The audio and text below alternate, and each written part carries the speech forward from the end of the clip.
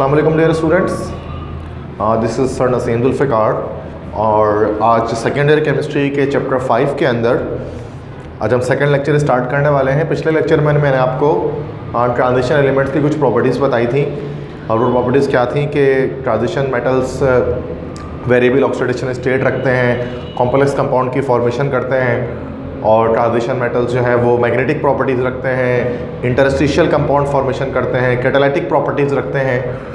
आज हम डिस्कस करने वाले हैं कि किस तरह से कॉम्प्लेक्स कंपाउंड की फॉर्मेशन करते हैं ट्रांजिशन एलिमेंट या डी ब्लॉक एलिमेंट्स। ठीक है, तो आज हम कॉम्प्लेक्स कंपाउंड फॉर्मेशन के बारे में डिस्कस करने वाले हैं। तो ये it is the 6th property of transition element.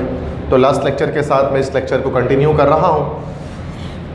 तो देखिए, सॉल्ट अगर हम बात करें, सॉल्ट एक ऐसा कंपाउंड होता है जिसके अंदर एसिडिक और बेसिक रेडिकल्स होते हैं, उसको हम कहते हैं सॉल्ट। चूँकि एसिड और बेस के मिलाप से सॉल्ट बनता है। सॉल्ट के अंदर क्या होता है कि एक एसिडिक और एक इसके साथ बेसिक रेडिकल अटैच होता है, मतलब एक पॉजिटिव और एक नेगेटिव रेडिकल्स की अटैचमेंट होती है।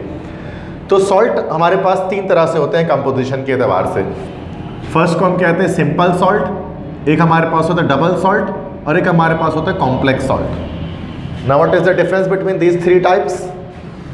सिंपल सॉल्ट क्या होता है? जिसके अंदर एक पॉजिटिव और एक नेगेटिव रेडिकल होता है। जैसे NaCl एक सिंपल सॉल्ट है। अगर हम इसका टेस्ट करेंगे, अगर हमें टेस्ट करना होगा NaCl का, तो जब इसकी क्वालिटेटिव एनालिसिस करनी होगी तो हमें Na पॉजिटिव के लिए एक टेस्ट कर सकते हैं और Cl नेगेटिव के लिए हम एक टेस्ट करेंगे, तो हमें दोनों टेस्ट हमें पॉजिटिव टेस्ट मिल जाएंगे। इस तरह से एक हमारे पास होता है डबल सॉल्ट। डबल सॉल्ट क्या होता है? It is actually the combination of 2 simple salt. 2 simple salt जब आपस में मिल जाते हैं तो फिर वो हमें डबल सॉल्ट बनता है। जैसे पोटेशियम सल्फेट एक सॉल्ट है, aluminium sulphate is another salt है, और दोनों के मिलाप से जो सॉल्ट तैयार होता है उसको हम डबल सॉल्ट कहते हैं, पोटेशियम। इस तरह से हमारे पास एक सॉल्ट है कैल्शियम कार्बोनेट और एक सॉल्ट है मैग्नीशियम कार्बोनेट। जब दोनों मिल जाते हैं तो ये बनता है डबल सॉल्ट, जिसको हम लोग मिनरल नेम के लिहाज से डोलोमाइट भी कहते हैं। अब अगर इस डोलोमाइट की बात करें तो इसमें ये दोनों सॉल्ट कंबाइन तो हैं, लेकिन फिजिकली कंबाइंड है, केमिकली कंबाइंड नहीं है।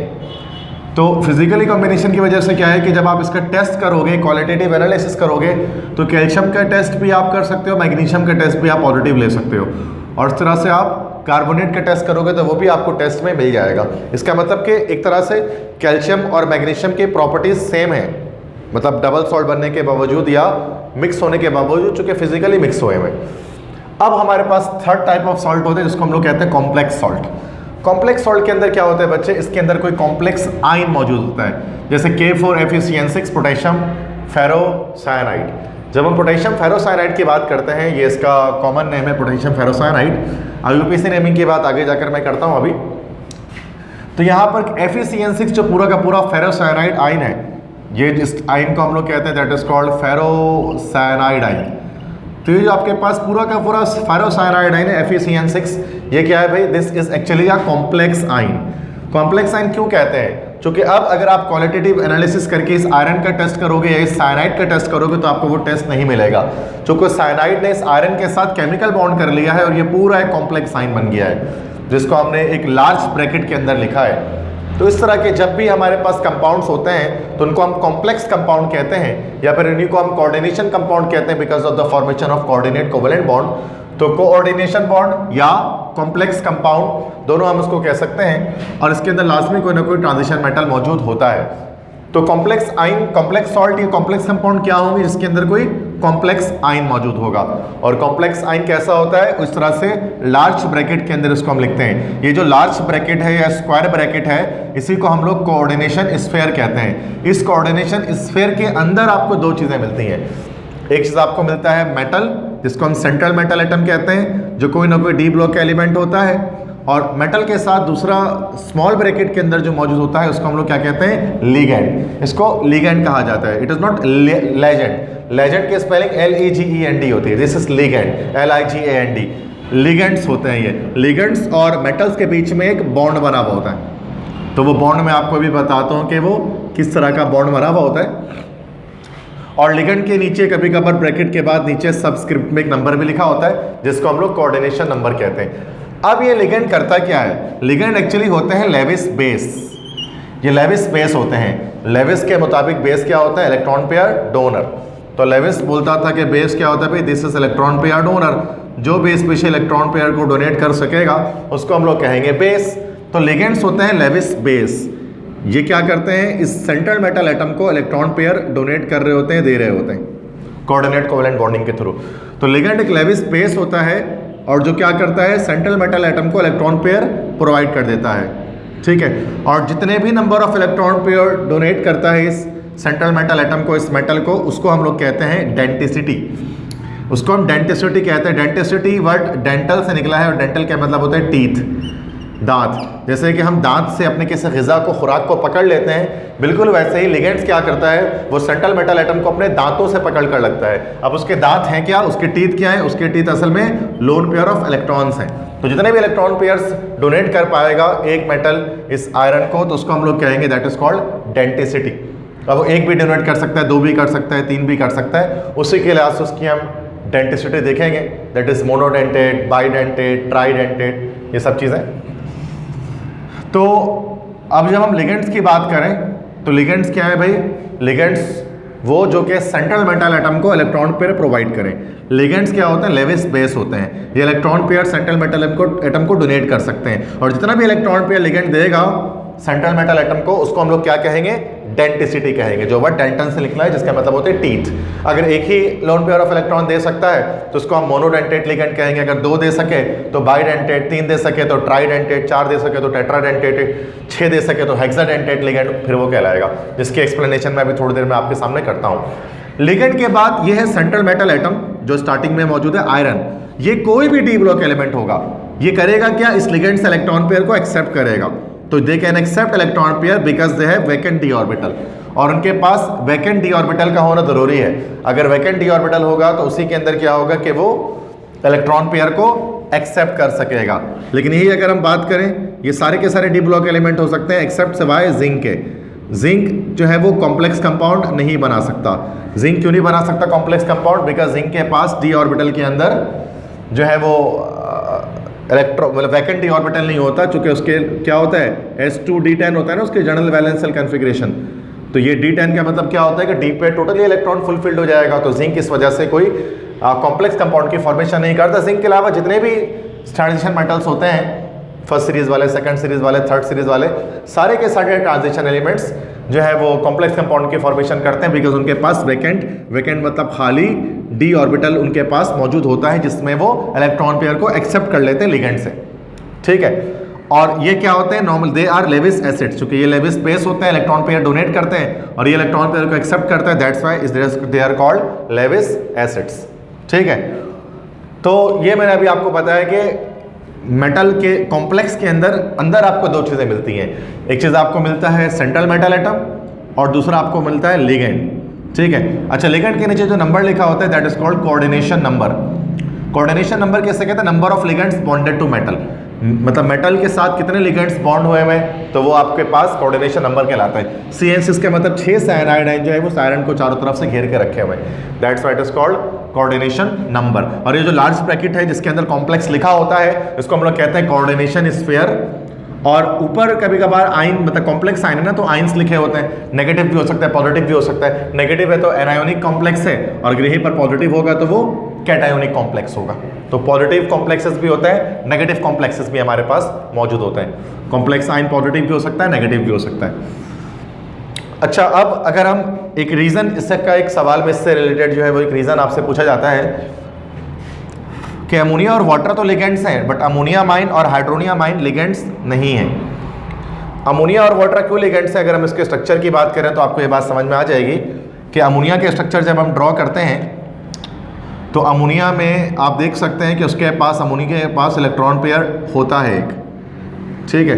तो इसकी और ये इलेक्ट्रॉन पेयर डोनेट भी कर सकता है, जिसकी वजह से अमोनिया एक लिगेंड के तौर पे बिहेव कर सकता है। वाटर की बात करें, H2O की बात करें, वाटर का अगर आप मॉलिक्यूलर स्ट्रक्चर ड्रॉ करो तो वाटर के पास भी 2 लोन पेयर ऑफ इलेक्ट्रॉन होते हैं, तो उसका मतलब कि वाटर अपना इलेक्ट्रॉन पेयर डोनेट कर सकता है, इसलिए वाटर और ये अमोनिया दोनों के दोनों लिगेंड्स होते हैं। लेकिन अगर आप अमोनिया माइन की बात करें तो वो लिगेंड नहीं है। क्यों? क्योंकि अमोनिया माइन कब बनता है? जब नाइट्रोजन अपना इलेक्ट्रॉन पेयर दे देता है किसको? हाइड्रोजन को, और वो पॉजिटिव चार्ज जिसमें जनरेट हो जाता है, ठीक है। तो इसका मतलब अमोनियम आयन के अंदर नाइट्रोजन के पास इलेक्ट्रॉन पेयर होता ही नहीं है। जो किसके पास जो इलेक्ट्रॉन पेयर होता है वो किसको दे देता है भाई? वो दे देता है उसको हाइड्रोजन को, जिसकी वजह से उसके पास इलेक्ट्रॉन पेयर मौजूद नहीं है। तो ये कैसे electron pair central metal atom को देगा? दैट्स वे अमोनियम आयन जो है वो क्या कह सकते हैं कि लिगेंड्स नहीं होते। नॉर्मली पॉजिटिव आयन वाले सब्सटेंसेस लिगेंड्स होते भी नहीं है, क्योंकि पॉजिटिव का मतलब तो यही हो गया ना, इसके पास खुद इलेक्ट्रॉन की डेफिशिएंसी है, तो वो इलेक्ट्रॉन देगा कहाँ से? इसलिए जितने भी लिगेंड्स होते हैं या तो वो न्यूट्रल होते हैं या फिर वो नेगेटिव होते हैं, जो अभी मैं आपको एक्सप्लेन करूंगा। वाटर की बात कर ली जाए तो वाटर में तो आपको पता है कि जब भाई वाटर तो लिगेंड है, लेकिन H3O+ की बात की जाती है तो H3O+ में क्या होता है कि वाटर अपना एक इलेक्ट्रॉन पेयर हाइड्रोजन को H+ आयन को दे देता है, तो इस तरह से हाइड्रोनियम आयन बन जाता है। अच्छा, अब बच्चे कहते हैं सर ये तो लिगेंड के तौर पे बिहेव कर सकता है, because there is one electron pair in oxygen. Oxygen के पास तो एक लोन पेयर ऑफ इलेक्ट्रॉन है, किसके अंदर भाई? इस हाइड्रोनियम आयन के अंदर। तो ये लिगेंड कैसे नहीं है? इसका तो समझ में आ गया, इसको तो लिगेंड होना चाहिए। ये लिगेंड इस वजह से नहीं है बिकॉज ऑक्सीजन एक मॉलिक्यूल जो है ना, एक एटम एक ही इलेक्ट्रॉन पेयर को डोनेट कर सकता है, तो उसके बाद दूसरा इलेक्ट्रॉन पेयर वो डोनेट नहीं करता। इसलिए ऑक्सीजन ने एक इलेक्ट्रॉन पेयर डोनेट कर दिया, उसके बाद ये दूसरा इलेक्ट्रॉन पेयर जो है वो इसी ऑक्सीजन से डोनेट नहीं कर सकता। ये केमिस्ट्री के रूल्स के खिलाफ है, इस वजह से ये वाला इलेक्ट्रॉन पेयर पैसिव है। तो एक ही इलेक्ट्रॉन पेयर डोनेट कर सकता है वाटर, तो इसलिए वाटर को हम लोग जो है वो मोनोडेंटेट लिगेंड भी कहते हैं, बाइडेंटेट लिगेंड नहीं कहते, क्योंकि एक ही इलेक्ट्रॉन पेयर दे सकता है। डेंटिसिटी इसकी 1 होगी, तो भी आगे भी एक्सप्लेन करता हूँ इस बात को मैं। तो ये रीजन आपको समझ में आ गया होगा कि अमोनिया और वाटर क्यों लिगेंड्स है, because they can donate lone pair of electron, and ammonium ion and hydronium ion are not ligands because they can not donate lone pair of electron. ठीक है। अच्छा, जब हम लिगेंड्स की बात करते हैं तो लिगेंड्स को यहाँ पर मैंने क्लासिफाई किया है इस वाले चार्ट में। लिगेंड्स को मैंने एक तरह से मोनोडेंटेट लिगेंड्स या यूनिडेंटेट लिगेंड्स में सेपरेट किया है, और पॉलीडेंटेट या मल्टीडेंटेट लिगेंड्स में सेपरेट किया है। मतलब कि मोनोडेंटेट लिगेंड्स के अंदर कौन से सारे लिगेंड्स आ जाएंगे जिनकी डेंटिसिटी कितनी हो जाएगी, जिनकी डेंसिटी 1 हो जाएगी, तो उसको हम कहेंगे मोनोडेंटेट लिगेंड। और पॉलीडेंटेट लिगेंड के अंदर सारे कौन से लिगेंड्स आ जाएंगे जिनकी डेंसिटी ग्रेटर देन 1 होगी, 1 से ज़्यादा होगी। जो एक ही इलेक्ट्रॉन पेयर को डोनेट कर सकता है उसको हम लोग कहते हैं मोनोडेंटेट लिगेंड, और जो एक से ज़्यादा इलेक्ट्रॉन पेयर को डोनेट कर सके उसको हम लोग कहते हैं मल्टीडेंटेट लिगेंड या पॉलीडेंटेट लिगेंड्स। ठीक है। तो अब यहाँ से हम बात करें मोनोडेंटेट लिगेंड की, तो अब 2 तरह से लिगेंड्स यहाँ पर मैंने और एक्सप्लेन कर दिया। एक हमारे पास है नेगेटिव लिगेंड जिस पर नेगेटिव चार्ज होगा, और एक हमारे पास होता है न्यूट्रल लिगेंड जिस पर कोई भी चार्ज नहीं आता। तो नेगेटिव लिगेंड्स का सफिक्स होता है ZO, के आखिरी में O लगाती हैं उसको ना। ठीक है। तो ये O जाहिर करता है कि लिगेंड नेगेटिव है, जिस पर -1 चार्ज आया हुआ है, तो भी वो मोनोडेंटेट लिगेंड है। जैसे F-1, Cl-1, Br-1, I-1, ये सारे मोनोडेंटेट लिगेंड्स हैं, क्योंकि एक ही नेगेटिव चार्ज है और ये सब के सब नेगेटिव लिगेंड्स हैं। तो फ्लोरो, क्लोरो, ब्रोमो, आयोडो, Cn- है तो सायनो, NO2- है तो नाइट्रो, NO3- है तो नाइट्रेटो, OH- है तो हाइड्रोक्सो, NH2- है तो अमाइडो, SCN- है तो थायोसायनो। ठीक है। अच्छा, कभी कभार इस तरह से CSN भी लिखा होता है, C या CNS इस तरह से लिखा होता है। Now this is called isothiocyanato. Okay. HCOO है तो दिस इज फॉर्मेटो, CH3COO- है तो दिस इज एसीटेटो। तो ये सब में देख रहे हैं कि सब में लास्ट में O आ रहा है, मतलब कि ये नेगेटिव लिगेंड्स हैं, और सब पे -1 भी चार्ज, इसका मतलब ये सब मोनोडेंटेट लिगेंड्स हैं। अब इसके बाद हमारे पास कुछ न्यूट्रल लिगेंड्स आते हैं। न्यूट्रल लिगेंड्स क्या है कि वो मोनोडेंटेट तो होंगे लेकिन उन पे कोई चार्ज नहीं होगा। जैसे CO पे कोई चार्ज नहीं है, this is carbonyl. NO this is called nitrosyl. NH3 कोई चार्ज नहीं होता, अमोनिया कंपाउंड है, दिस इज अमाइन। अच्छा, ये याद रखिए ये अमाइन डबल M से है। जब हम ऑर्गेनिक केमिस्ट्री के अंदर अमाइन लिखते हैं तो सिंगल M से लिखते हैं, और जब हम इनऑर्गेनिक में अमाइन लिखते हैं तो डबल M से लिखते हैं। ठीक है। और H2O है तो उसको हम कहते हैं एक्वा। इस लिगेंड का नाम है एक्वा। जब हम नोमेनक्लेचर करेंगे भी तो वहाँ पर एक्वा लिखेंगे उसको। ठीक है। These are neutral ligands and these are monodentate as well. This ammonia is a monodentate and water is a monodentate.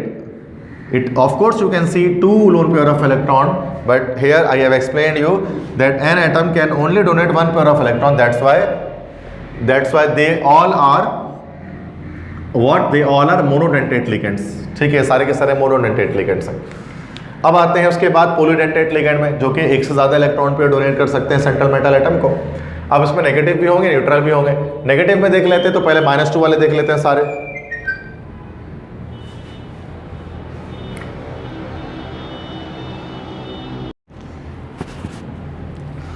ठीक है, तो नेगेटिव लिगेंड्स की बात कर रहे हैं। नेगेटिव लिगेंड्स हैं, सारे पॉलीडेंटेट हैं। पॉलीडेंटेट मतलब इनकी डेंसिटी एक से ज़्यादा है, मोर देन 1 है। ठीक है, तो नेगेटिव लिगेंड्स के अंदर यहाँ पर पहले मैं -2 वाले बाइडेंटेट लिगेंड्स की बात कर लेता हूँ। बाइडेंटेट से जिस पर चार्ज -2 होगा, that is CO3 -2, that is कार्बोनेटो।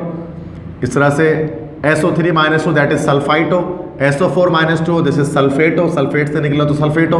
मतलब नेगेटिव लिगेंड्स है तो नॉर्मल सी बात है कि इसमें आखिरी में O ही आता है जितने भी नेगेटिव लिगेंड्स होते हैं। अच्छा, ये HCO3 मैंने गलती से यहाँ पर लिख दिया, इसको यहाँ पर होना चाहिए था, है ना, HCO3-, चूँकि -1 चार्ज है तो ये बाइकार्बोनेटो।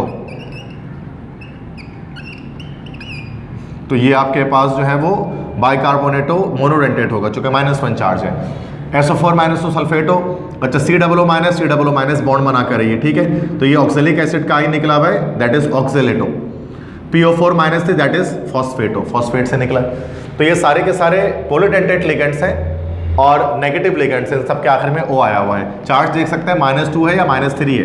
-2 वाले जितने भी हैं, कार्बोनेटो, सल्फाइटो, सल्फेटो, ऑक्जेलेटो, ये सारे के सारे बाइडेंटेट हैं, चूँकि 2 इलेक्ट्रॉन पेयर डोनेट कर सकते हैं ये सेंट्रल मेटल एटम को। और -3 वाला जो है, this is tridentate ligand. Tridentate क्यों कह रहे हैं? Because it can donate 3 electron pairs to central metal atom. अच्छा, अब न्यूट्रल लिगेंड्स की बात करते हैं पॉलीडेंटेट में। पॉलीडेंटेट में सिर्फ 2 ही न्यूट्रल लिगेंड्स हमारे पास हैं और दोनों ऑर्गेनिक हैं। ऑर्गेनिक से मुराद ये कि लॉन्ग कार्बन चेन हाइड्रोकार्बन पर बेस करते हुए हैं। ठीक है, उनमें से एक हमारे पास है EN। EN is abbreviation of what? Ethyl diamine. Ethyl diamine को हम लोग कहते हैं EN। ठीक है, तो स्ट्रक्चर अगर हम इसका देखें तो स्ट्रक्चर क्या होता है कि दैट इज इथाइलिन, मतलब इथेन, और उसके साथ 2 तरफ अमाइन लगा दिया, दिस इज इथाइल डायमाइन। अब यहाँ पर देखें तो नाइट्रोजन पे एक लोन पेयर है, एक इस नाइट्रोजन पे लोन पेयर है, तो 1 + 1 2, तो this is actually a bidentate ligand. तो ये एक बाइडेंटेट लिगेंड है। नेक्स्ट एक और हमारे पास न्यूट्रल लिगेंड होता है EDTA। EDTA is a short form of ethylene diamine tetra acetate. It is also organic ligand because ethylene diamine आ गया, तो वैसे भी ऑर्गेनिक हो गया। तो इथाइलिन से मुराद CH2 2 बार लगा दी, इथाइलिन हो गया। डायमाइन 2 नाइट्रोजन लगा दिया, और हर नाइट्रोजन के चूंकि 4 बॉन्ड होते हैं तो ये बाकी दोनों बॉन्ड्स में दोनों नाइट्रोजन के साथ एसीटेट लगा दिया, CH3COO लगा दिया। तो ये हो गया इथिलीन, डायमाइन और 4 एसीटेट, तो मतलब टेट्रा एसीटेट। अब इसकी डेंसिटी अगर आपको चेक करनी है तो पहले तो इलेक्ट्रॉन पेयर आप देख लें, एक इस नाइट्रोजन पे इलेक्ट्रॉन पेयर, इस नाइट्रोजन पर इलेक्ट्रॉन पेयर, तो 2 तो यहाँ पर हो गए, और हर एसीटेट पर एक नेगेटिव चार्ज होता है, तो 4 नेगेटिव चार्ज हमारे पास है। तो ये हो गया हमारे पास 4 + 2 = 6, 4 नेगेटिव चार्ज है और 2 इलेक्ट्रॉन पेयर है। तो ये कैसा हमारे पास हो गया? हेक्साडेंटेट लिगेंड हो गया। हेक्साडेंट मतलब कि एक ही EDTA का molecule 6 loan pair of electron central metal atom को डोनेट कर सकता है। अच्छा, चूंकि इतने सारे इलेक्ट्रॉन पेयर्स डोनेट कर रहे हैं तो इसलिए पॉलीडेंटेट लिगेंड्स को हम एक और नाम देते हैं, इन्हीं को कहा जाता है चिलेटिंग एजेंट्स। इन्हीं को चिलेटिंग एजेंट्स कहा जाता है। अब ये चिलेटिंग एजेंट क्या होते हैं? पॉलीडेंटेट लिगेंड होते हैं। चिलेट जो वर्ड खुद है, चिलेट एक ग्रीक वर्ड से निकला है, यूनानी जबान का लफ्ज है। चिलेट के मतलब होता है क्रैप्स क्लॉ। क्रैप्स क्लॉ मतलब एक केकड़े का पंजा। तो जिस तरह केकड़ा जो है ना, वो अपने पंजों की मदद से, उसके जो पंजे होते हैं, क्लॉज होते हैं, उसकी मदद से क्या करता है कि उसमें क्लॉज की मदद से वो चीज़ों को पकड़ लेता है दोनों तरफ से, एक इस पंजे से और इस पंजे से। बिल्कुल वैसे ही जो पॉलीडेंटेट लिगेंड्स होते हैं उनके पास मोर देन 1 इलेक्ट्रॉन को डोनेट करने की कैपेबिलिटी होती है। तो वो केकड़े की तरह, क्रैब की तरह क्या करते हैं, वो सेंट्रल मेटल एटम को पकड़ लेते हैं। ठीक है, जैसे कि अगर आप ऑक्सीलेटो की बात कर लो, ऑक्सीलेटो एक बाइडेंटेट लिगेंड है, इसमें COO पर एक यहाँ माइनस चार्ज होता है, कि यहाँ माइनस चार्ज होता है। तो एक सेंट्रल मेटल एटम को यहाँ से ही पकड़ लेता है, यहाँ से ही पकड़ लेता है सेंट्रल मेटल एटम को, किसी डी ब्लॉक एलिमेंट को। इसलिए इसको हम कहते हैं कि ये एक चिलेटिंग एजेंट है, चिलेट की फॉर्मेशन कर रहा है। जैसे केकड़ा अपने क्लॉज की मदद से अपने शिकार को पकड़ लेता है, वैसे ही चिलेटिंग एजेंट से जो पॉलीडेंटेट लिगेंड्स होते हैं वो अपने इलेक्ट्रॉन पेयर्स की मदद से या मोर नंबर ऑफ इलेक्ट्रॉन पेयर्स की मदद से डी ब्लॉक एलिमेंट्स को या ट्रांजिशन मेटल को या सेंट्रल मेटल एटम को जो है वो पकड़ लेते हैं। ठीक है, so this is a simple introduction about complex compound formation, कि किस तरह से कॉम्प्लेक्स कंपाउंड की फॉर्मेशन करता है लिगेंड क्या चीज़ होते हैं, फिर मैंने ये बताया लिगेंड की कंप्लीट क्लासिफिकेशन बताई। ये क्लासिफिकेशन आपको अभी इस्तेमाल होगी जब हम अभी नोमेनक्लेचर डिस्कस करेंगे, IUPAC nomenclature of inorganic complexes. ठीक है क्लास, नाउ अब हम डिस्कस करने वाले हैं IUPAC नोमेनक्लेचर इनऑर्गेनिक कॉम्प्लेक्सेस की। जैसे कि इससे पहले हमने ऑर्गेनिक केमिस्ट्री के अंदर IUPAC नेमिंग की है ऑर्गेनिक कंपाउंड्स की, बिल्कुल वैसे ही चैप्टर 5 के अंदर इनऑर्गेनिक कॉम्प्लेक्सेस या इनऑर्गेनिक कंपाउंड के भी नोमेनक्लेचर है, उसके नेमिंग का सिस्टम है, उसके नेमिंग पैटर्न्स हैं। तो जिस तरह से ऑर्गेनिक नोमेनक्लेचर कंपलसरी है, आ रहा होता है पेपर में हर साल, बिल्कुल वैसे ही कराची बोर्ड के एग्जाम्स के अंदर इनऑर्गेनिक नोमेनक्लेचर भी हर साल हर ईयर ही जो है वो आपसे 4 मार्क्स का आस्क किया जाता है क्वेश्चन के अंदर। ठीक है, तो सबसे पहले तो IUPAC नोमेनक्लेचर को स्टार्ट करने के लिए कुछ रूल्स वगैरह है वो आज मैं आपको बताऊँगा, जिन रूल्स पर चलकर आप जो है वो नेमिंग कर सकते हैं किसकी भी, इनऑर्गेनिक कॉम्प्लेक्सेस की। और वो सिंपल रूल्स हैं तो उसको समझना है, फिर हम इसके अलावा काफ़ी सारे एग्जाम्पल्स आज हम करेंगे उसकी। तो सबसे पहले याद रखिए जनरल फार्मूला क्या होता है कॉम्प्लेक्स कंपाउंड का, तो किस तरह से कॉम्प्लेक्स कंपाउंड का फार्मूला लिखा जाता है। तो होता क्या है कि बाहर, तो सबसे पहले तो ये आपके पास कोऑर्डिनेशन स्फीयर है। कोऑर्डिनेशन स्फीयर के अंदर जो है वो मेटल होता है, और शुरू में मेटल होता है, उसके साथ स्मॉल ब्रैकेट के अंदर लिगेंड्स होते हैं। लिगेंड के नीचे स्मॉल n मतलब उसका कोऑर्डिनेशन नंबर मौजूद होता है। मेटल से पहले ब्रैकेट के लेफ्ट हैंड पर जो होता है वो कैटाइन होता है, कैटाइन से मुराद के पॉजिटिव चार्ज को पार्टिकल, और बाहर जो होता है वो एनाइन होता है जैसे कि कोई नेगेटिव चार्ज पार्टिकल। और अंदर होता है लिगेंड, लिगेंड के पास होता है इलेक्ट्रॉन पेयर, जो इलेक्ट्रॉन पेयर क्या करता है, मेटल को डोनेट कर सकता है, जिससे पिछले लेक्चर में मैंने आपको ये सारी बातें बताई हैं कि ये किस तरह से होता है। अब ये तो मैंने बताया कि जो फार्मूला आएगा इस तरह से लिखा हुआ होता है, इसमें कुछ भी फार्मूला आप बना सकते हैं, जैसे कि K3CONO2 6, तो ये K3 यहाँ पर ब्रैकेट के लेफ्ट साइड पर, तो ये कैटाइन है, CO यहाँ पर मेटल है, तो ये आपके पास कोबाल्ट एक सेंट्रल मेटल एटम है। लिगेंड यहाँ पर NO2 है, और ये 6 जो लिखा हुआ है that is the coordination number, और ये लार्ज ब्रैकेट। ठीक है, तो इसी के एग्जाम्पल को देखते हुए हम क्या करेंगे, एक नेमिंग करेंगे, बाकी काफ़ी सारे एग्जाम्पल इसके बाद और बताऊँगा मैं आपको। तो सबसे पहला स्टेप क्या होता है IUPAC नोमेनक्लेचर करने के लिए, तो वो होता है name the cation first but don't write it's quantity. सबसे पहले आपको जो है वो कैटाइन का नाम लिखना होता है, लेकिन आप उस कैटाइन की क्वांटिटी नहीं बताएंगे कि वो कितना है कैटाइन, जस्ट अब आप उसका क्या करेंगे, नाम लिखेंगे। ठीक है, लाइक अब यहाँ पर देखिए कैटाइन आपके पास क्या है, यहाँ पर K3 यहाँ पर आपके पास कैटाइन है। K मतलब है पोटेशियम, तो उसको ट्राई पोटेशियम नहीं कहना है, just what you have to write potassium. तो सबसे पहले कैटाइन का नाम देना है। अगर कैटाइन नहीं हो अगर किसी कंपाउंड के अंदर, तो फिर आप उस स्टेप को छोड़कर अगले स्टेप पे बढ़ जाएंगे। कुछ क्वेश्चन हम ऐसे भी सॉल्व करेंगे जिसके अंदर कैटाइन नहीं होगा, तो हम कैटाइन का नाम नहीं लिखेंगे। तो ये पोटेशियम, इसका कैटाइन का नाम आ गया, इसकी क्वांटिटी हमें नहीं बतानी, इसलिए हमने ट्राई पोटेशियम नहीं कहा। और नोट में याद रखिए कि सिर्फ स्मॉल लेटर्स में लिखना है, never use a capital letter while writing IUPAC nomenclature. Whether you are writing the nomenclature of organic और inorganic, it is quite obvious that you are not going to write in capital letters, you have to use small letters only. ठीक है, तो सबसे पहले cation का नाम आपने लिखा, उसकी क्वांटिटी आपने नहीं बताई।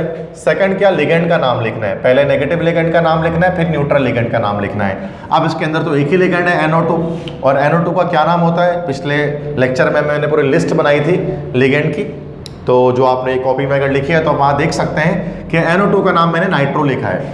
अब इसकी क्या है कि जब हम लिगेंड्स का नाम बताएंगे तो हम उसमें क्या करेंगे कि जो है वो उसका कोऑर्डिनेशन नंबर, जितना भी कोऑर्डिनेशन नंबर है उसको डाई ट्राई टेट्रा इस तरह से करके बताएंगे। तो 6 है तो 6 को हम लोग कहते हैं हेक्सा, तो ये हो गया हेक्सा नाइट्रो, तो पोटेशियम हेक्सा नाइट्रो। तो लिगेंड्स का नाम लिखना है, पहले नेगेटिव का फिर न्यूट्रल का। अब एक ही लिगेंड था नेगेटिव लिगेंड, तो हमने डायरेक्ट उसी का नाम लिख दिया, और नेगेटिव लिगेंड के आखिर में O आता है तो हम उसको नाइट्रो लिखा हमने। और अगर एक ही नेगेटिव लिगेंड अगर एक से ज़्यादा होते हैं डिफरेंट टाइप के, तो फिर हम अल्फ़ाबेटिकल ऑर्डर को फॉलो करेंगे। ठीक है, और अगर एक ही नेगेटिव लिगेंड है तो हमने डायरेक्ट उसको लिख दिया, फिर कोऑर्डिनेशन नंबर लिख दिया हेक्सा नाइट्रो। ऑर्गेनिक लिगेंड अगर आपके पास हो, ऑर्गेनिक लिगेंड आपके पास 2 हैं, EDTA है और EN है। अगर वो आपके पास एक से ज़्यादा आने शुरू हो जाए तो सूरत में आप 2 के लिए आप यूज़ करेंगे। उसके लिए अगर 2 लगे हुए हैं EN या फिर EDTA, तो मैंने पिछले लेक्चर में आपको ऑर्गेनिक लिगेंड्स के नाम से बताया था कि जितने भी आपके पास न्यूट्रल लिगेंड्स होते हैं ना पॉलीडेंटेट, वो ऑर्गेनिक लिगेंड होते हैं, वो दो ही मैंने बताए हैं आपको। एक EN बताया है इथाइल डायमाइन, और एक क्या बनाया है EDT है इथाइल डायमाइन टेट्राएसीटेट। उनके लिए 2 के लिए हम इस्तेमाल करेंगे बिस, 3 के लिए इस्तेमाल करेंगे ट्रिस, 4 के लिए इस्तेमाल करेंगे टेट्राकिस, 5 के लिए इस्तेमाल करेंगे पेंटाकिस, 6 के लिए हेक्साकिस, उसके बाद इस तरह से चलते रहेंगे। ये इसलिए बिस ट्रिस इस्तेमाल करते हैं ना क्योंकि नेम के अंदर ही उनके डाइट्राई लगा होता है, जैसे EN है इथाइल डायमाइन, EDT है इथाइल डायमाइन टेट्राएसीटेट, चूंकि नेमिंग के अंदर पहले से उनके डाई टेट्रा लगा हुआ है, तो इसलिए हम 1 2 3 करने के लिए उनको फिर हम बिस ट्रिस टेट्राकिस पेंटाकिस इस तरह से कहते हैं। लेकिन ये सिर्फ और सिर्फ किसके लिए भाई, देख लें, सिर्फ और सिर्फ ऑर्गेनिक लिगेंड्स के लिए, वरना नॉर्मली हम डाई ट्राई टेट्रा पेंटा ही यूज करते हैं। अब चूंकि यहाँ NO2 एक जो है वो ऑर्गेनिक लिगेंड नहीं था, इनऑर्गेनिक लिगेंड है, इसलिए हमने हेक्सा नाइट्रो कहा, हेक्साकिस नाइट्रो नहीं कहेंगे हम उसको। थर्ड स्टेप क्या है, सेंट्रल मेटल एटम का नाम देते हैं। फिर सेंट्रल मेटल एटम का नाम हमें देना है, तो यहाँ पर सेंट्रल एटम मेटल एटम हमारे पास क्या है CO, और CO को हम लोग क्या लिखते हैं भाई, CO को हम लिखते हैं कोबाल्ट, तो हेक्सा नाइट्रो कोबाल्ट, ठीक है। तो ये हेक्सा नाइट्रो कोबाल्ट हो गया सेंट्रल मेटल एटम।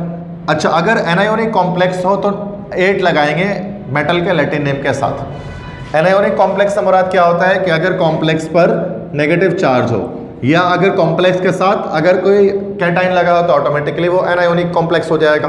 मिसाल के तौर पे ये है ना पोटेशियम, K पॉजिटिव लगा है, ठीक है। अब चूंकि K पॉजिटिव है तो ऑटोमेटिकली +3 है, तो ऑटोमेटिकली ओवरऑल जो है वो आपका -3 हो गया। तो जब कैटाइन होता है तो कॉम्प्लेक्स पूरा का पूरा एनायोनिक हो जाता है, और एनायोनिक कॉम्प्लेक्स के लिए हम क्या करते हैं, मेटल के नेम जो है वो 8 पे एंड करते हैं, 8 पे ख़त्म कर देते हैं, 8 ही। और अगर लैटिन नेम अगर किसी का पॉसिबल है तो लैटिन नेम के साथ UM हटाकर उसके साथ 8 लिख देते हैं। अब उसके लिए मैंने पूरी लिस्ट इसकी यहाँ पर आप देख सकते हैं, ऊपर मैंने बनाई हुई। जैसे Fe होता है आयरन, तो अगर यहाँ पर कैटाइन पर पॉजिटिव चार्ज जनरेट हो जाएगा, या तो पॉजिटिव चार्ज लगा होगा या सिर्फ एनाइन लगा होगा, तो ऑटोमेटिकली ये पॉजिटिव हो जाएगा। तो उस केस में हम क्या करेंगे, अगर कैटायोनिक कॉम्प्लेक्स होगा, कॉम्प्लेक्स पर पॉजिटिव चार्ज किसी सूरत में आपके पास मौजूद होगा, तो सूरत में हम क्या करेंगे भाई, इसको आयरन कहेंगे। और अगर नेगेटिव चार्ज आ जाए तो आयरन का लैटिन नेम क्या होता है, फेरम। फेरम का आप UM काटेंगे और UM की जगह पर 8 करके उसको फेरेट बना देंगे। इस तरह से Cu नॉर्मल नेम कॉपर है, लेकिन लैटिन नेम क्यूपरम होता है, और UM को काट कर 8 लगाएंगे तो क्यूपरेट। इस तरह Ag होता है मरकरी, लैटिन होता है हाइड्राजायरम, तो ये क्या बन सकता है, हाइड्राजायरेट। Ag होता है सिल्वर, लैटिन नेम होता है अर्जेंटम, ये क्या बन जाता है, अर्जेंटेट। Au होता है गोल्ड, लैटिन नेम होता है ऑरम, क्या बन जाएगा, ऑरेट। Cr होता है क्रोमियम, लैटिन नेम होता है, वो भी क्रोमियम ही होता है, सेम इसका नेम है, तो क्रोमेट बन जाएगा। इस तरह Mn होता है मैंगनीज, मैंगनेट बन जाएगा। C होता है कोबाल्ट, कोबाल्टेट बन जाएगा। Zn होता है जिंक, जिंकेट बन जाएगा। Pt होता है प्लाटिनम, प्लाटिनेट बन जाएगा। लेकिन उस सूरत में होगा, किस सूरत में होगा, ये उसी सूरत में होगा जब आपके पास एनायोनिक कॉम्प्लेक्स होगा। अगर कैटायोनिक कॉम्प्लेक्स है तो सूरत में हमें डायरेक्ट सिर्फ मेटल का सिंपल नेम लिखना है। अब चूंकि यहाँ पर एनायोनिक कॉम्प्लेक्स है, नेगेटिव चार्ज मौजूद है इसके ऊपर कैटाइन के प्रेजेंस की वजह से, तो ये कोबाल्ट नहीं होगा, कोबाल्ट में 8 ही लगा देंगे तो ये कोबाल्टेट हो जाएगा। तो पोटेशियम हेक्सानाइट्रो कोबाल्टेट। अब इसके बाद फोर्थ स्टेप पे आएंगे। फोर्थ स्टेप पे क्या करना है, ऑक्सीडेशन नंबर लिखनी है, ऑक्सीडेशन स्टेट लिखना है इस मेटल का, कोबाल्ट का, रोमन नंबर में स्मॉल ब्रैकेट के अंदर। तो स्मॉल ब्रैकेट के अंदर रोमन नंबर में हमें क्या करना है, इसके ऑक्सीडेशन नंबर को लिखना है। अब इसको ऑक्सीडेशन नंबर का सिंपल शॉर्ट हैंड रूल तो ये हो सकता है कि पोटेशियम का +1 चार्ज होता है ओवरऑल, पोटेशियम का +1 चार्ज होता है ओवरऑल, तो उसके बाद ये हो जाएगा आपका +3, और NO2 नाइट्रो का -1 होता है तो ये हो जाएगा 6, तो ये -6 हो जाएगा ओवरऑल। तो ये +3 और -6 ये हो जाएगा -3, ठीक है। इक्वल टू को उधर जाएंगे तो कोबाल्ट पे टोटल चार्ज क्या जनरेट हो जाएगा, +3, तो यहाँ पर हम लिख देंगे 3। तो ये कंपाउंड का नाम हो गया पोटेशियम हेक्सानाइट्रो कोबाल्टेट 3। तो यहाँ 3 हमने इसका ऑक्सीडेशन स्टेट निकाला है, ठीक है। तो उसके बाद फर्स्ट स्टेप में क्या करेंगे, एनाइन का नाम लिखेंगे, लेकिन एनाइन चूँकि है ही नहीं तो उसका नाम नहीं आएगा। और छठे स्टेप में क्या करेंगे, अगर कोई आयन मौजूद है, अगर कॉम्प्लेक्स पर कोई चार्ज मौजूद है ऑलरेडी, फॉर्मूले के अंदर ही लिखा हुआ, तो आयन लिख देंगे एट द एंड। अगर कॉम्प्लेक्स पर कोई चार्ज हो, नेगेटिव पॉजिटिव कोई भी, अगर कोई भी चार्ज नहीं है तो आयन नहीं लिखेंगे। जैसे वहाँ पर कोई भी चार्ज मौजूद नहीं था तो हमने वहाँ पर कोई भी आयन नहीं लिखा एंड में। तो ये आपके पास सिंपल मैंने बताया कि रूल्स है जिसकी मदद से आप जो है वो नेमिंग कर सकते हैं, IUPAC नोमेनक्लेचर कर सकते हैं कॉम्प्लेक्सेस की, ठीक है। ठीक है। तो नेक्स्ट हम कुछ और एग्जांपल्स देखते हैं इसके अंदर कि किस तरह से हम नोमेनक्लेचर करते हैं, आईयूपीएसी नोमेनक्लेचर करते हैं इनऑर्गेनिक कॉम्प्लेक्सेस की। ठीक है, तो there here we have 10 to 11 questions, so we have to name these complexes.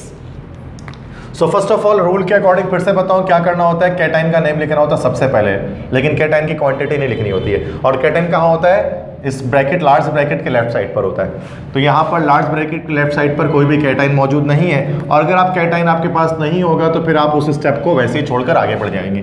Next इसके बाद क्या करना होता है, लिगेंड्स के नेम लिखे हुए होते हैं। ठीक है, और लिगेंड क्या होता है, स्मॉल ब्रैकेट के अंदर होता है, लार्ज ब्रैकेट के अंदर स्मॉल ब्रैकेट है NH2 NH3। तो NH3 के बारे में मैंने आपको बताया था, इसको अमाइन कहते हैं, अमाइन।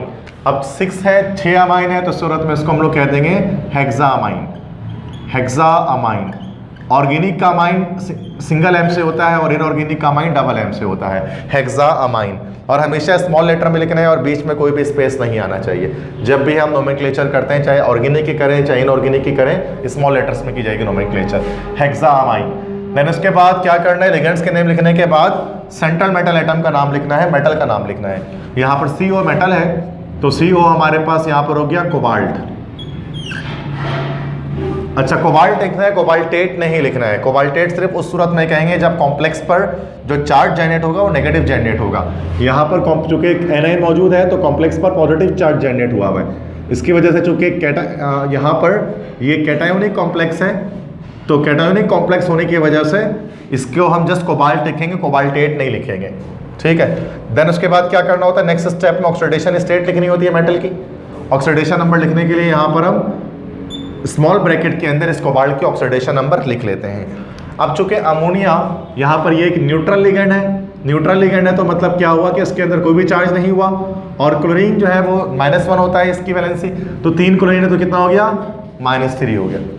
और -3 इक्वल टू दूसरी तरफ जाएगा तो कितना हो जाएगा, +3। तो कोबाल्ट की जो है वो यहाँ पर ऑक्सीडेशन स्टार्ट आ गई +3 ओवरऑल। तो यहाँ रोमन नंबर के अंदर 3 लिख देंगे, कोबाल्ट 3। और उसके बाद क्या करना है भाई, नेक्स्ट स्टेप में नेम द एनायन। उसके बाद एनायन का नाम लिखेंगे, but don't mention it's quantity, उसकी क्वांटिटी मेंशन नहीं करें। मतलब क्लोरीन है ना, Cl3 है, तो ट्राई क्लोराइड नहीं कहना है, जस्ट क्या कह दें, क्लोराइड कह दें। तो ये इस कॉम्प्लेक्स का नाम बन गया हेक्सा अमाइन कोबाल्ट 3 क्लोराइड। ठीक है, सो नेक्स्ट एग्जाम्पल फिर हम देखते हैं। यहाँ पर अगेन आते हैं। अब सबसे पहले क्या लिखना है भाई, कैटाइन लिखना है, तो कैटाइन तो है नहीं तो कैटाइन छोड़ दिया। उसके बाद क्या लिखेंगे, हम लिखेंगे लिगेंड्स। अब 2 तरह के लिगेंड्स इसके अंदर है। लिगेंड्स क्या होते हैं, जो मेटल के अलावा जो कुछ भी मौजूद है वो लिगेंड है। ठीक है, तो अब मेटल के अलावा जो कुछ मौजूद है, चूंकि वो लिगेंड है, तो यहाँ पर एक लिगेंड है अमोनिया और एक लिगेंड है क्लोरीन। अब एक न्यूट्रल लिगेंड है, एक नेगेटिव लिगेंड है।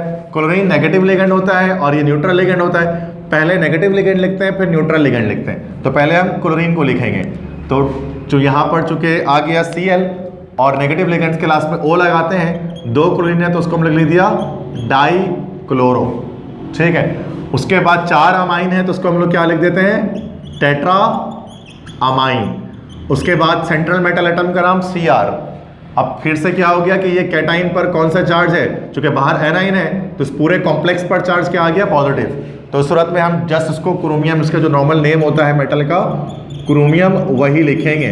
उसके बाद स्मॉल ब्रैकेट छोड़ देंगे इसके अंदर इसकी ऑक्सीडेशन नंबर लिखने के लिए इस क्रोमियम की, और लास्ट में क्या आ जाएगा, Cl। Cl क्या हो गया आपका, क्लोराइड। देखो लिगेंड वाला जो Cl है ना, लार्ज ब्रैकेट के अंदर जो है उसको तो क्लोरो कहेंगे, और जो बाहर वाला जो Cl है वो असल में क्या है, वो एनाइन है, तो उसको नॉर्मल नेम क्लोराइड जो होता है वो लिखेंगे। तो यहाँ पर डाई क्लोरो अलग चीज़ है और ये क्लोराइड अलग चीज़ है। अब इस स्मॉल ब्रैकेट के अंदर हम क्या लिखना पड़ेगा, इस क्रोमियम का, कि इसकी ऑक्सीडेशन नंबर या ऑक्सीडेशन स्टेट। अब वो निकाल लेते हैं। देखो अब ये तो 0 हो गया ओवरऑल, चूंकि अमोनिया एक न्यूट्रल कंपाउंड है। ये Cl हो गया -1 और ये Cl हो गया -2, तो ओवरऑल कितना हो गया, -1 और -2 क्या हो गया, -3। और इसको ओवरऑल 0 करने के लिए क्रोमियम को कितना होना पड़ेगा, +3। ठीक है, तो ये क्रोमियम की क्या ऑक्सीडेशन स्टेट आ गई, 3 आ गई, और रोमन में लिख दिया। समझ में आ गया। ये कंपाउंड है डाई क्लोरो टेट्रामाइन क्रोमियम 3 क्लोराइड। ठीक है, नेक्स्ट देखो थर्ड एग्जाम्पल पे। अब यहाँ पर थर्ड एग्जाम्पल है, आई थिंक En के साथ कोई चार्ज बुक के अंदर हम चेक करते हैं। आई थिंक इस पे कोई नंबर नीचे है कि नहीं।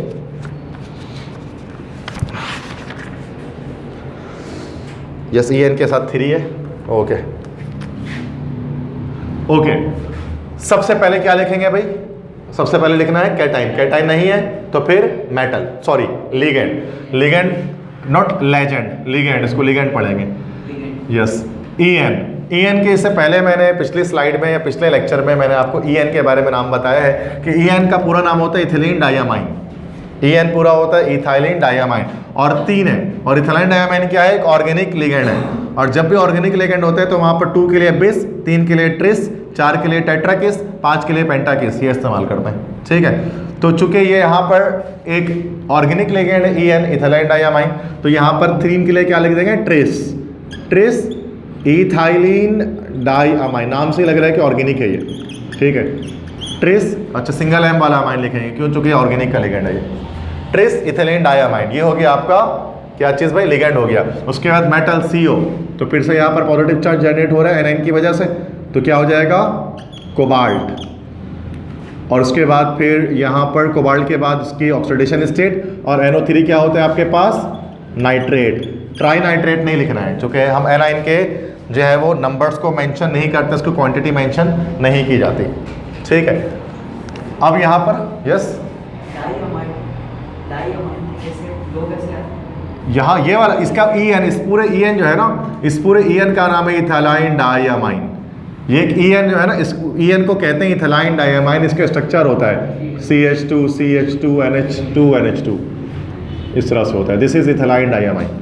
ये पिछले लेक्चर्स में मैंने एक्सप्लेन किया है, आप उसको लेक्चर को रिव्यू करके आप वहाँ पर चेक कर लो, आपको वहाँ पर दिख जाएगा। ठीक है, ट्रिस इथाइलिन डायमाइन कोबाल्ट। उसके बाद अच्छा आप ऑक्सीडेशन स्टेट लिखते हैं इस कोबाल्ट की, तो नाइट्रेट का 1 का 1 होता है, 3 का हो गया -3, और इथाइलिन डायमाइन न्यूट्रल होता है 0, तो -3 ये 0 करने के लिए कोबाल्ट को कितना होना पड़ेगा? +3, तो क्या आ गया? Cobalt 3 nitrate. सही है। नेक्स्ट इसके बाद है 4th है, यहाँ पर आते हैं, यहाँ ना कैटाइन है एनाइन दोनों ही नहीं है कॉम्प्लेक्स के अंदर, तो सबसे पहले हम लिखते हैं लिगेंड। तो लिगेंड यहाँ पर 2 है, NH3 और Cl है, तो पहले क्या लिखेंगे हमेशा? Negative ligand. नेगेटिव लिगेंड कौन सा है? Cl, chloro. तो ये क्या हो जाएगा? कितना क्लोरो? 4 है, तो फिर टेट्रा क्लोरो, और 2 NH3 है, तो क्या हो जाएगा? Diamine. उसके बाद मेटल का नाम PT, तो PT क्या हो जाएगा आपके पास? प्लेटिनम। ऑक्सीडेशन स्टेट के लिए जगह छोड़ दो बस। अब एनाइन नहीं है तो आगे कुछ नहीं लिखना, एनाइन नहीं है ना उसके अंदर, लार्ज ब्रैकेट पे खत्म है। यहाँ एनाइन था इनमें, तो एनाइन को हमने एंड में लिख दिया। अब इसके ऑक्सीडेशन स्टेट निकाल लेते हैं, सिंपल डायरेक्ट निकाल लेते हैं। अमोनिया एक न्यूट्रल है तो 0, क्लोरीन 1 का कितना होता है? -1, तो 4 का कितना हो जाएगा? -4 हो जाएगा। तो 0 करने के लिए प्लैटिनम कितना होना पड़ेगा? +4। ठीक है, तो दिस इज टेट्राक्लोरो डायमाइन प्लैटिनम 4। ठीक है, क्लियर। नेक्स्ट है 5वां K3FeCN6। ठीक है, यहाँ चेक करते हैं सबसे। अब आ जाएगा यहाँ पे कैटाइन, तो पहले क्या लिखेंगे? कैटाइन। K क्या होता है? पोटेशियम। ट्राई पोटेशियम नहीं लिखना है, क्योंकि कैटाइन के भी क्वांटिटी मेंशन नहीं करनी कितनी है वो, just RAM the cation first. अब पोटेशियम के बाद फिर अब क्या लिखेंगे भाई? Yes ligands. 6 CN है, CN होता है सैनो, तो 6 CN तो क्या हो जाएगा? Hexacyano, hexacyano. उसके बाद Fe। अब चूंकि ये अब चूंकि कैटाइन आ गया पॉजिटिव का प्लस का, तो ये क्या हो गया? ये माइनस हो गया ओवरऑल, तो इसका मतलब ये अब ये एनायोनिक कॉम्प्लेक्स है। तो एनायोनिक कॉम्प्लेक्स जब भी होगा तो सूरत में क्या करेंगे?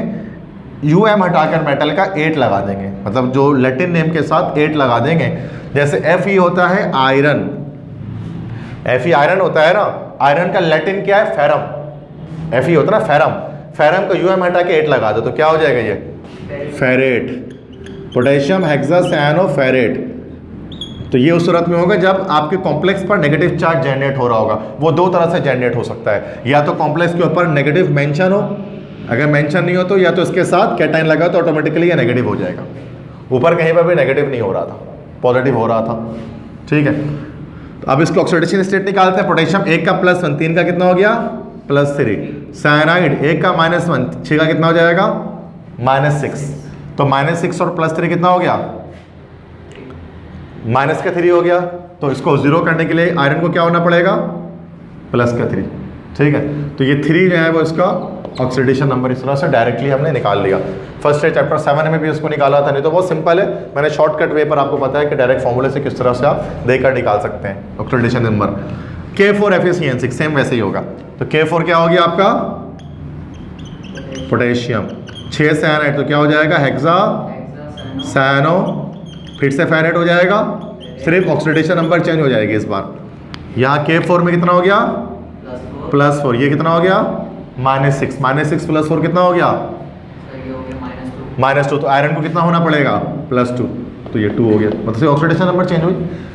नेक्स्ट है K3CONO3 तो सबसे पहले K क्या हो गया आपका पोटेशियम, और NO2 को हम लोग बोलते हैं नाइट्रो, तो 6 है तो क्या हो गया ये हेक्सा नाइट्रो, और CO है, अब CO है ना, तो चूंकि अब ये पूरा कॉम्प्लेक्स बना हुआ है नेगेटिव, तो कोबाल्ट नहीं होगा, क्या हो जाएगा 8 लगा देंगे आखिर में, तो कोबाल्टेट हो गया ये।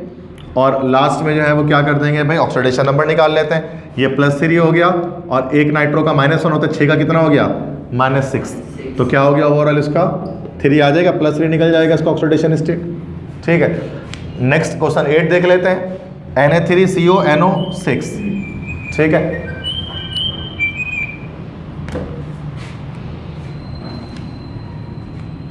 तो यहां पर क्या हो जाएगा भाई, एक मिनट, तो क्वेश्चन 8 उसके बाद है Na3CONO उसके बाद 6, तो ये आपके पास क्या हो गया भाई, तो पहले तो सोडियम हो गया, सोडियम के बाद NO यहाँ पर अब हमारे पास जो है वो लिगेंड है, NO जो है वो नाइट्रो नहीं होता, नाइट्रोसिल होता है ये, तो 6 है तो इसको हम लोग कहेंगे हेक्सा नाइट्रोसिल। तो मैंने अभी लिस्ट इससे पहले लिखाई है लिगेंड से कंप्लीट, तो उस लिस्ट के अंदर ये नेम्स लिखे हुए हैं, तो हेक्सा नाइट्रोसिल, उसके बाद CO है, तो चूँकि फिर ये आपके पास नेगेटिव चार्ज मौजूद है उसके ऊपर, तो ये हो गया आपके पास कोबाल्टेट, और ओवरऑल चार्ज कितना आ जाएगा, तो ये तो न्यूट्रल लिगेंड है तो 0, और ये +3, तो सॉरी +3। ठीक है, तो अच्छा ये NO2 he 6 I think so होगा ये। ठीक है, 8 क्वेश्चन जो है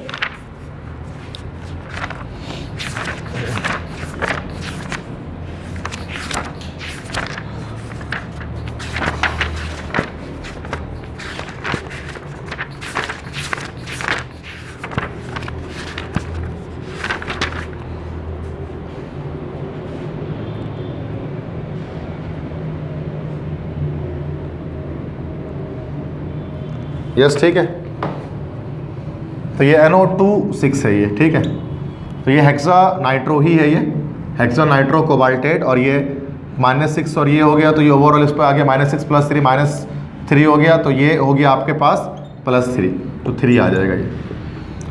नेक्स्ट उसके बाद क्वेश्चन 9 आपके पास है। सबसे पहले आप क्या करेंगे इस कॉम्प्लेक्स के लिए नेमिंग करते हुए, सबसे पहले किसका नाम लिखेंगे भाई, लिगेंड्स का नाम लिखेंगे, लिगेंड्स मौजूद हैं, अमोनिया भी है, Cl भी है, तो सबसे पहले नेगेटिव लिगेंड का नाम लिखेंगे, 3 क्लोरीन है तो फिर ट्राई क्लोरो, उसके बाद 3 अमोनिया है तो ट्राई अमाइन, डबल M से आएगा, उसके बाद Cr है तो डायरेक्ट क्रोमियम आएगा, चूँकि ना एनाइन है ना कैटाइन है, न्यूट्रल है कंप्लीट कॉम्प्लेक्स, तो क्रोमियम। अब ये क्रोमियम के बाद आगे हमने ब्रैकेट में छोड़ दिया, अब यहाँ पर हम ये 0 है और ये -3 है, तो ये कितना हो जाएगा +3, तो 3 आ जाएगा। नेक्स्ट क्वेश्चन है कि यहाँ पर CO H2O6 और SO4, तो सबसे पहले तो आप क्या लिख देंगे भाई कि लिगेंड्स का नाम लिखेंगे, लिगेंड H2O को एक्वा बोलते हैं, वाटर नहीं एक्वा। ठीक है, लिस्ट में मैंने लिगेंड्स के नेम लिखवाई हैं, H2O एक्वा होता है, तो 6 लगा हुआ है तो उसको हम लोग क्या बोलेंगे हेक्सा एक्वा।